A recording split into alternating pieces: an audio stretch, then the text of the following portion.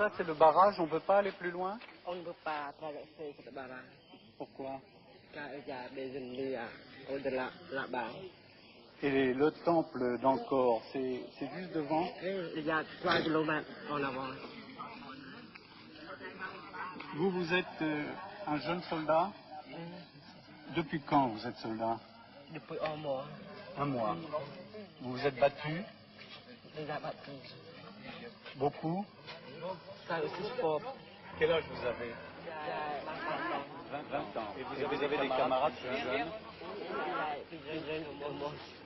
Qu'est-ce que vous faisiez avant? Un élève de l'école? Du lycée. Vous êtes beaucoup d'élèves de lycée là? Tout le monde.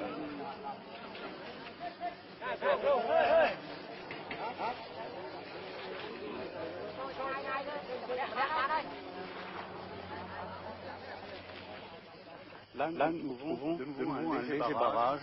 Ce sont encore des jeunes gens. Et au-delà, après, il doit y avoir la conservation où Bernard Grelier, avec deux de ses assistants, sont isolés depuis maintenant 2 semaines.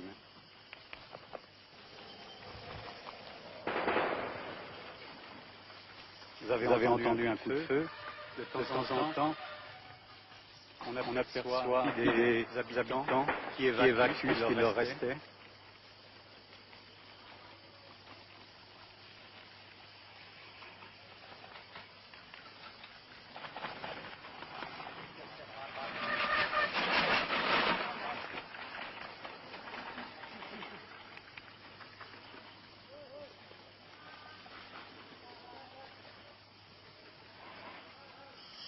Voilà. Après une route déserte, tout d'un coup, les deux drapeaux français, c'est l'école française d'Extrême-Orient et la conservation du monument d'Angkor.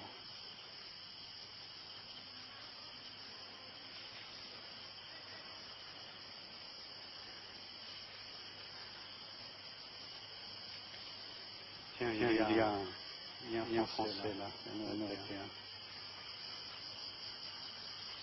Oh! On peut venir?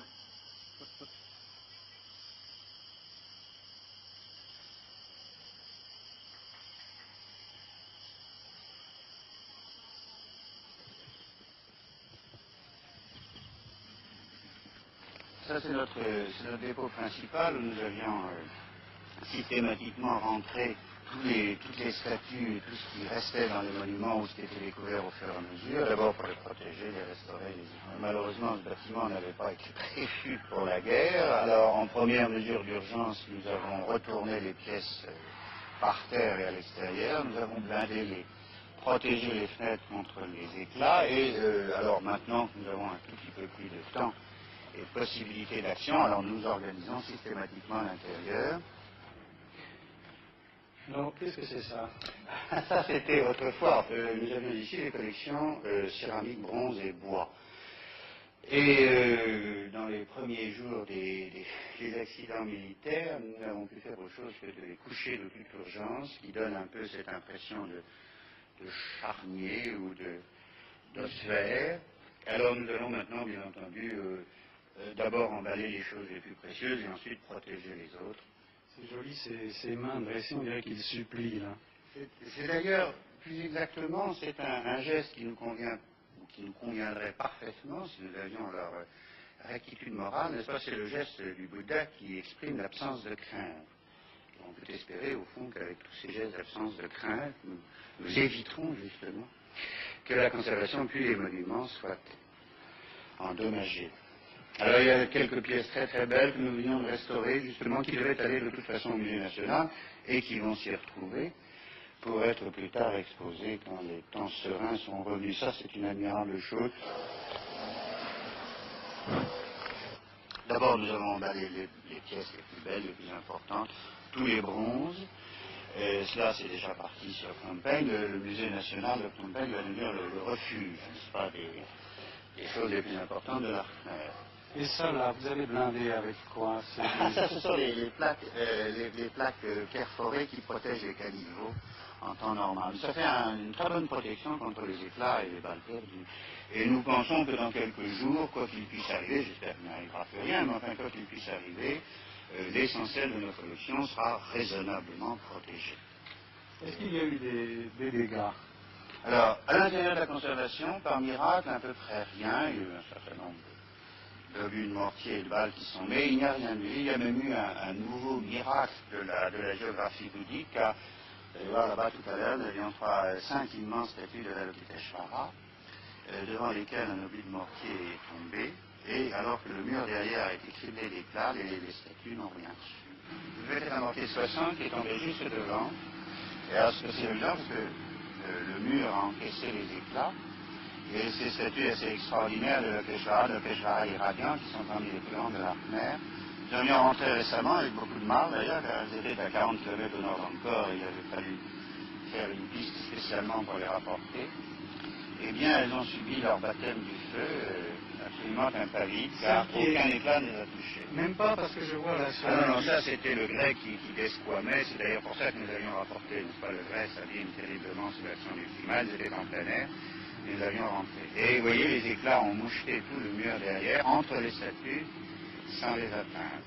Jusqu'à présent, le pire a été évité, il n'y a pas de destruction. Alors, jusqu'à présent, c'est ça, jusqu'à présent, et pour autant que nous sachions, des monuments d'Angkor sur lesquels nous avons des renseignements précis, directs et clairs, il n'y a pas eu d'accident. Et nous espérons, alors là, vraiment, que ça continuera.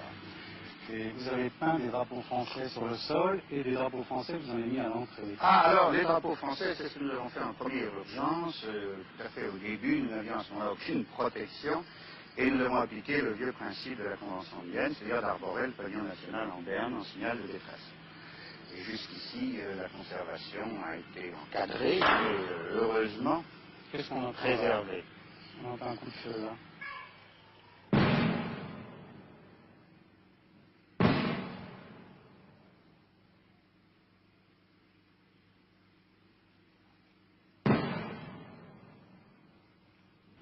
C'est du combien ça qui tire? Ça, je crois que c'est du 105, c'est la partie de protection qui est au PC juste à côté. Alors ils font des tirs d'interdiction, à peu près régulièrement, le matin et le soir en particulier. Ça claque sec, hein? C'est sec, oui, puis alors nous sommes sous le vent. Mais alors ces obus vont tomber où? Ils vont passer au-dessus là? Ils passent au-dessus de la rivière. Ils ne tombent pas sur les temps. Ah non, non, non, non, non, ça c'est tout à fait sur l'est de Siem Reap. Ils doivent tirer loin, on n'a pas entendu les arriver, ils doivent tirer à 10 000 mètres ou 8 000 mètres à peu près.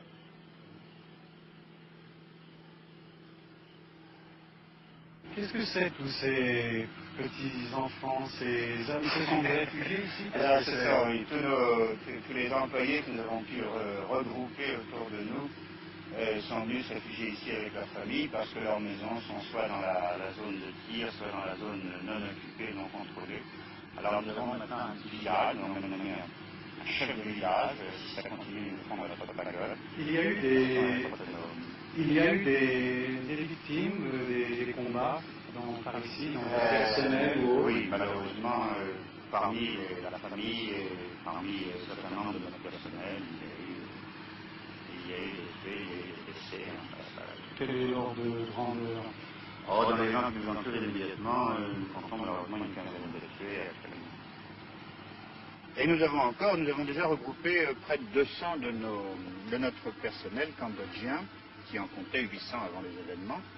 L'autre partie étant sur place, notamment Angkor Wat. Angkor Wat est devenu un refuge, il y a quelques 3000 personnes qui vivent dans Angkor Wat, c'est d'ailleurs très très beau, très émouvant. Angkor Wat, c'est quoi? De voir les Angkor gens, Wat, c'est le plus grand des monuments d'Angkor, le plus beau et le plus grand et le plus important. Il y a 3000 personnes réfugiées là? Il y a 3000 personnes qui vivent dans le temple, qui lui ont donné une vie qu'on ne pouvait pas prévoir, mais qui est assez bouleversante. Quelles sont ces personnes? Eh bien, ce sont nos employés et leurs familles qui habitaient dans les villages autour du parc et qui se sont réfugiés dans le temple. On ne peut pas aller les voir.